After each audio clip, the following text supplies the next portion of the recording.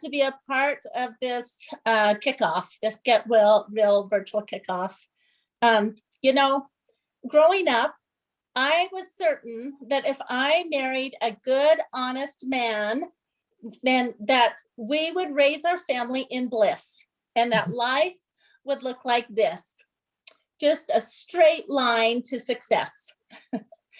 Well, in 1982, I married that hunk of a man that had all those qualities on my checklist. And together we've raised 7 children and continually fill our home with others in need. But it didn't take long after saying I do to discover that real life really looks like this. Often when we scroll through social media, we think everybody else's life looks like this, that straight line, and that your life is the only one looking like this. But I discovered that if you really get to know someone, you find out that they too have a life that looks like this. That's why I love the Get Real Foundation and their mission to elevate culture, to overcome shame, stigma, and perfectionism by promoting resilience, empathy, authenticity, and love. I've been asked to speak on the E in real, which is empathy. Empathy is the capacity to understand or feel what another person is experiencing from their frame of reference or experience. It's putting yourself in another's shoes. It's that heartfelt connection. No matter where we are, all of us have had signs of anxiety during the pandemic. Because of those experiences, we have a better understanding. Every heart has a hidden sorrow. We all need reassurance that we are cared about, valued, and that we belong. Every person is battling something. No one's life is a straight line. I believe that our life experiences are not just for our own learning and growth, but to increase empathy and compassion for one another, to mourn with those that mourn, and comfort those in needed comfort, and lift those hands that hang down. As I have traveled the world as far away as India and Africa, I've discovered that people are more alike than different. We're the same. No matter your profession, demographics, location, social status, educational degree, or what your religious beliefs are. No matter if you are rich, poor, brown, black, white, pink, or green, we all have the same basic needs. We all want to feel loved, safe, appreciated, trusted, respected, accepted, and valued for who we are and the diversity that we bring, right? Empathy has been a key factor in my emotional and spiritual growth. I remember my mother often emphasizing the golden rule: do unto others as you would have them do unto you. She raised me to be kind and to treat others the way I want to be treated. This has been an essential tool in my toolbox. But life's experiences have taught me to tweak that golden rule, to treat others the way they want to be treated. Now think about that for a minute. Respond in a way that they want to be treated, seen, loved, and valued. And that might be different than what you want. I'm a hugger. And the next speaker, Gaina Lynn, she's a hugger. She's the 8-second hugger, and I'll probably tell you why. But not everybody likes hugs. We all want to be treated kindly, yeah, but having real conversations with people will increase our understanding of what their real needs are and better understand their point of reference. My eyes were open to the necessity to upgrade that golden rule with all the unrest and division we've seen in our country regarding Black Lives Matter. Yes, we all know that all lives matter, but when someone is hurting, someone is feeling marginalized, misunderstood, and mistreated, then that's when we stop and listen and lean into empathy and seek to understand their point of reference. We do this by listening, talking to our neighbor of color, our Black coworkers, classmates, and in my family, my Black son-in-law. We do this by having real, meaningful conversations. Listen to their stories, past and present. Truly listen. And when you learn a better way, seek to do better.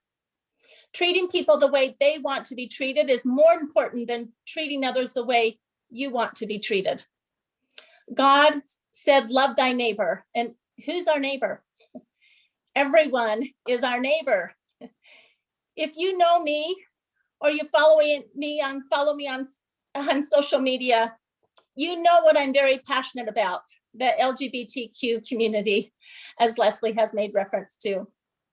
I have a gay son, and I am very comfortable about talking about real life in an effort to use our experience to love and lift others and strengthen family relationships. In fact, as Leslie mentioned, I wrote a book, Love Boldly, Embracing Your Loved Ones and Your Faith. So what does that look like in real life? It starts with opening your heart, mind, and arms by taking the time to sit and listen. Truly follow the command to love thy neighbor. I encourage you to stop and look around you. Stop to take the time to listen to your transgender neighbor, your gay, lesbian, and queer neighbor, your single parent neighbor, your neighbor with no children or family support, your neighbor who battles mental illness, your neighbor with a child with disabilities, your neighbor of color. Listening is such an important tool to have in your empathy toolbox. When I got married, I never imagined I would have a gay son or an unwed pregnant daughter or a divorced daughter with children, loss of a loved one, job losses, and family health issues. But those scenarios were not on my vision board, but they became my reality. I am truly grateful for the things that I have learned from each and every one of those experiences, and I wouldn't trade them for any other. Embracing real life with resilience and authenticity has helped me become a better human being. I am more empathetic, compassionate, loving, and kind because of life's experiences. But as you know, or should know, no one is perfect. But you can be perfect at trying, perfect at loving, trying to love the best you can and improve upon that, and perfect at being kind. Have you ever stopped to think that regardless of what type of particular family you come from, whether it's a traditional nuclear family, a step family, a single parent family, an adopted family, a gay married couple family, or a single person with pets family, the commonality is they all consist of people who care about others. And that's what it really boils down to, caring about one another and feeling you belong and are valued. You know, if you are irritated with someone, everything they do or say is going to bother you. But when you really care about a person, they could spill an entire plate of food on your lap and you wouldn't care. You would just laugh. It's true. You know, why is that? I believe it's a choice. Am I going to act kindly or react harshly to whatever the circumstance? It's a choice. And really the only choice that we really are in control of is how we respond to any given situation or circumstance. I have found that when you change the way you look at things, the things you look at change, and you begin to see situations, circumstances, and people in a different perspective. Sure, it's easy to be positive and optimistic when all things are going well, But my question to you is, what happens when your world as you know it is shaken due to unforeseen circumstances? You know, when your life looks like this. In January, it was January 9th, 2012, when my 24-year-old son, Sean, told his father and me that he was gay in the best way he knew how, in a private Facebook message. The sting of reading the words, "I'm gay," was masked by that last sentence in his message. He said, "Mom, I haven't told anyone ever. I wanted you and Dad to be the first to know."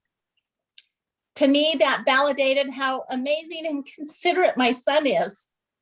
It also shed light on the fact that my son had closeted his most conflicted and torn feelings with lock and key, all alone by himself for years. And that I was not proud of. As I look back on that very first face-to-face conversation, what literally broke my heart that evening was looking at my 24-year-old son and picturing my adorable little boy with that big smile growing up, dealing with this secret all alone. He felt he had no one to trust and talk to about the most important thing in his life. He hadn't even felt safe to tell me, his own mother, until he was 24 years old. I cried then, and I still cry now at the thought of thousands of LGBTQ kids and teenagers dealing with it alone, afraid to talk about their true feelings and contemplating suicide as the answer. Death is not the answer, ever. Love is the answer. My heart hurts when I replay Sean's piercing words telling me of the years he contemplated ending his life so no one would ever know he was gay. It is my prayer and quest that no one ever feels that level of despair, ever. I am so thankful my son never acted upon those dark feelings of suicide ideation, and today is happy. He has a great life, and he's married to the man of his dreams. I wish I could say I was loving and supportive from the second he came out to his father and I, but no. We made lots of mistakes that were unintentionally hurtful. What changed for me is when I leaned into empathy and started listening to seek to understand, to walk in another's shoes, my son's shoes. With this intense paradigm shift that came as I sought to understand was the startling fact that teens and young adults who identify as LGBTQ have one of the highest rates of suicide attempts over all other groups studied. That is unacceptable. No one should ever go to bed at night thinking they are better off dead. Never, never, ever. This needs to change. We need to turn up the empathy, kindness, and love. But this isn't just about being LGBTQ. It's about being different, unique. It's about anyone who feels misunderstood, marginalized, and alone. It's about every person on the planet wanting to fit in, to feel loved, safe, respected, accepted, and valued for who they are and the diversity that they bring. It's about responding to people and situations from a place of love, compassion, empathy, and a willingness to walk in another's shoes. My take-home message today is to enhance the tools in your empathy toolbox. And here's how. Open your heart, mind, and arms. Take time to talk to people and hear their stories. Truly listen. Be kind. Don't judge anyone. Meet people where they are and validate their feelings and experiences. Sit with them. Treat others the way they want to be treated. Just think of the positive ripple effect that this would have. Well, thank you so much for listening and being here with us today. And I would love to connect with you. You can find me all over social media. Reach out anytime. So God bless.